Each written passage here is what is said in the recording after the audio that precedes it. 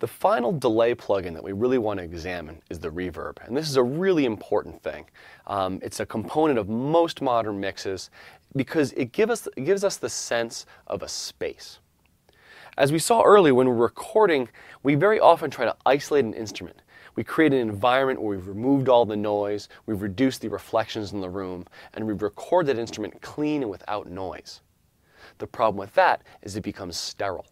And it sounds like it wasn't recorded in a space because we've removed all that sense of space. But when you go to the final mix, that can sound unnatural. And now we have to add back in the space. It's kind of funny, isn't it? We remove the space and then we bring it back in. But the benefit of this is we can add that same sense of space to all the instruments. And we can really create two different types of mixes if you want to think in broad terms. We can create this sense that all the instruments that you're hearing were recorded together in a similar space, in a single location. And in that case, I would try to use one reverb on my entire mix using that parallel effect signal flow that we discussed earlier in the course. Or we can create a more exotic type of mix. A type of mix that's kind of more like an audio collage, where we're not trying to create a real space that everyone's in, but instead we're just creating a beautiful sonic environment. And in that case, we can use reverb in really creative ways and kind of put things in their own individual locations just to isolate them in the mix. And that's another really good use of reverb. It's another way to guide the listener's focus. It's common to have a reverb that's unique to the vocal, one that's only on that.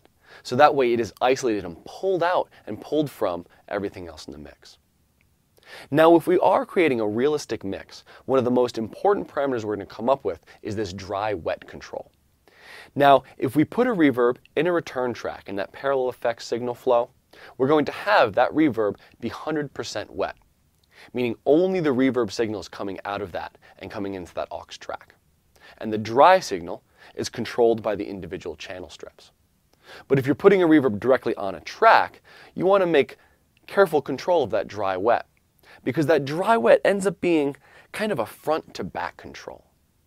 The wetter a signal is, the further away it seems in the mix, and the drier, the closer to the listener. So like volume, like the high end, it becomes an important element to guide the listener to that one thing you want them to focus on. Now we're going to look at two separate kind of categories of reverb plugins. The first one is an algorithmic reverb, and that creates a reverb from some kind of formula. Kind of like a synthesizer creates sound with a formula. And a convolution reverb, which is actually a recording of a real space applied to the sound that you're currently using in the DAW. Kind of like the sampled instrument. So that idea of synth versus sampler is kind of like algorithmic versus convolution reverb. Let's look at some examples of how reverb plugins function. The final delay plugin we're going to look at is going to be a reverb. And a reverb is a complex plugin built from many of these delay blocks. Instead of adjusting individual delay blocks like we did in the previous delay plugins, we are going to be adjusting parameters designed to represent how delays function in a real space. We have two main kinds of reverb plugin. There'll be an algorithmic reverb, which I have on the left here, or a convolution reverb, which I have on the right. Algorithmic reverbs are kind of like synthesizers in that we're creating the impression of a space with an algorithm of some sort, a mathematical representation. A convolution reverb is like a sampler in that we've recorded the sound of a real space and we're applying that in the DAW. Both are really powerful for different reasons. The convolution reverb is going to sound more like a real space because it actually is a recording of a space. But like a sampler, you're limited in the type of manipulations you can do to it. The algorithmic reverb offers many more opportunities to manipulate the sound of the space, but it also won't sound quite as real because it's not a recording of a real space. We'll start by looking at an algorithmic reverb. And when creating an algorithmic reverb, usually they divide the room up into two separate components, the early reflections and the diffuse reverb.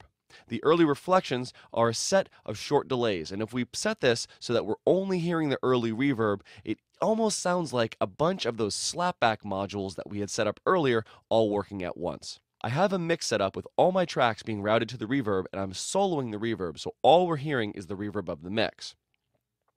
Let's hear this. So this is just the early reflections. If I bypass the plugin, we hear a mix. If I hear the reverb, we're hearing just the early reflections. If I switch over to the diffuse portion of the reverb,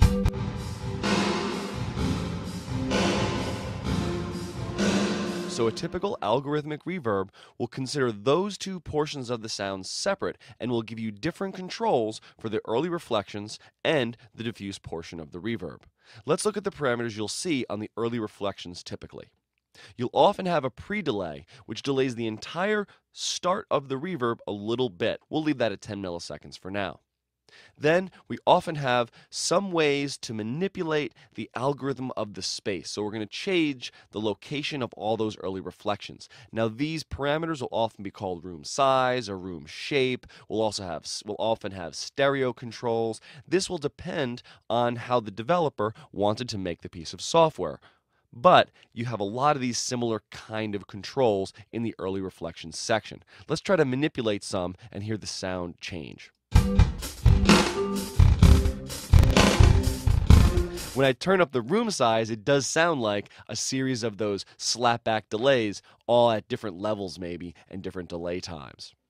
All right, let's move to the diffuse reverb portion of the algorithmic reverb. The most important thing you're going to find here is going to be reverb time. This is going to be controlling kind of the size of the space you're in.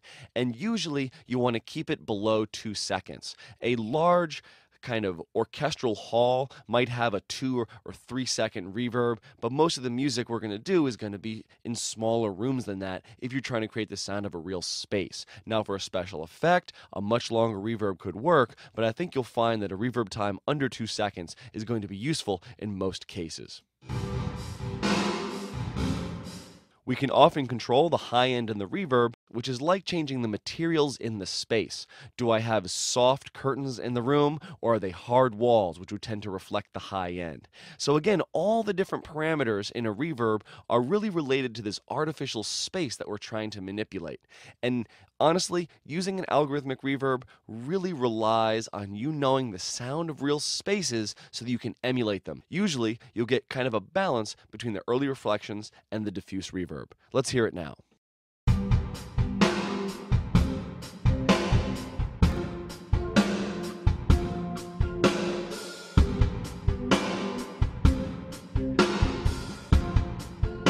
It's not a bad sounding reverb. Let's hear it on the whole mix. I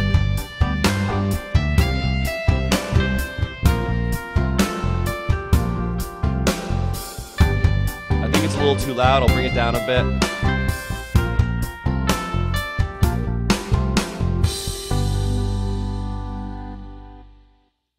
So I think that algorithmic reverb worked pretty well for this mix, but I do want to try out a convolution reverb as well and see what we can do with that. With a convolution reverb, most of what you do is choose an impulse response, and an impulse response is the recording of a real space that we're applying with this mathematical procedure called convolution. And in most convolution plugins, you'll find a wide variety of audio files that are representing a large number of real spaces. So largely what you do is choose a space and see if you like it, and then choose another and see if you like it. I've chosen a space that represents a jazz club, and let's hear how it sounds on the mix. Again, I'm going to just solo just the reverb.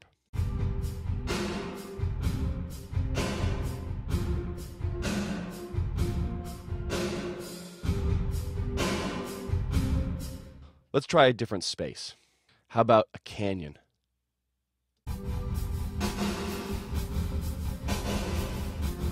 See, this is the kind of thing you'll find a lot in convolution reverbs. One of the benefits of it is they've taken impulse responses in very exotic spaces. So you can get really strange sound design and really crazy spaces. I think convolution reverbs can be incredibly creative as well as incredibly realistic. Let's try a large hall. Maybe in the context of the mix, it'll sound good. Let's hear.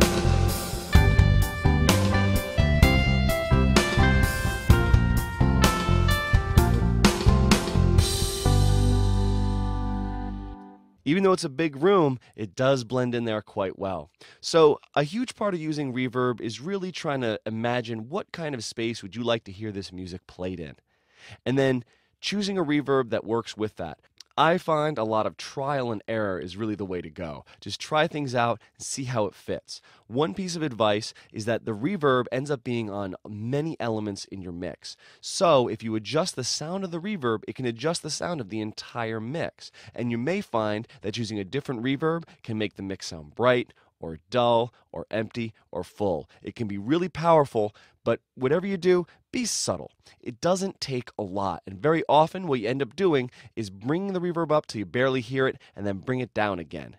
Some of the best settings for reverb are where you don't notice it's there, but when you take it away, it's obvious. And that's a great way to set the level of your reverb.